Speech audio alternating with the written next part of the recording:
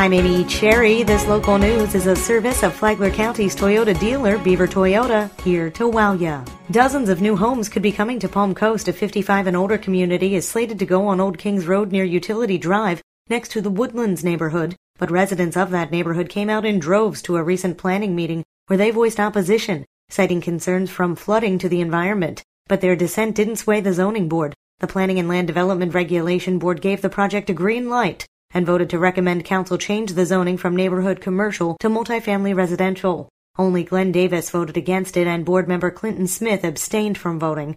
The development now heads to City Council for a vote. This portion of WNZF Local News, a service of the Daytona Beach International Airport. Fly to the Big Apple in a New York minute on JetBlue from the Daytona Beach International Airport. A gun used in a shots fired incident at Town Center has been recovered by dive teams. John Arking reports. The Flagler County Sheriff's Office dive team recovered a gun used in an aggravated assault and aggravated battery case from earlier this summer in the Intercoastal Waterway. On June 30th, sheriff's deputies were called to Town Center for a shots fired call near the Target parking lot on State Route 100. Deputies found a man bleeding from lacerations on his face and ear consistent with a pistol whipping. The suspect, Christopher Quijano, fled the scene but was later arrested on several charges, including aggravated assault with a deadly weapon. Last Wednesday, an anonymous source took detectives and the dive team to a location on the Intercoastal Waterway where he believed the firearm had been discarded. The team, using recently purchased equipment, located the Ruger LC9 9mm semi-automatic handgun within about an hour. The firearm is currently being analyzed and compared with evidence from the initial crime scene. From the WNZF Newsroom,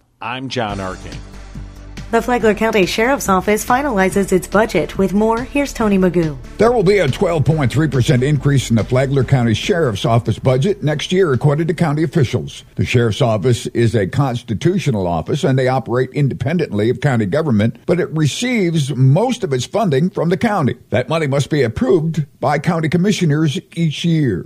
The Sheriff's Department has helped the county close a $100,000 gap in its operational budget by collecting nearly $70,000 in extra fees for the county. According to Flagler County Administrator Craig Coffey, this year Flagler will supply approximately $26.7 million of the Sheriff's Office overall $31.4 million budget. The agency will rely on contracts with the Flagler County School District and City of Palm Coast to fund $4.3 million, while grants will pony up the remaining $333,000, according to county officials. The Sheriff's Office is also incurring additional costs to pay for new school resource officers and 16 new deputies. For Flagler's Morning News, I'm Tony Magoo.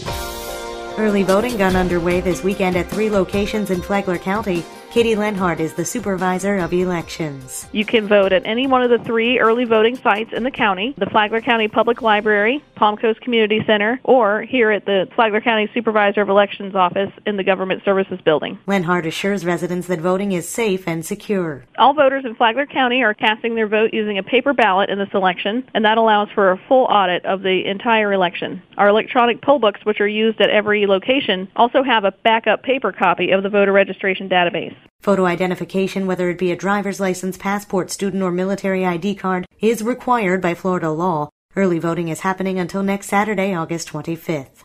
And now you're up to date. On Flagler's Morning News, I'm Amy Cherry.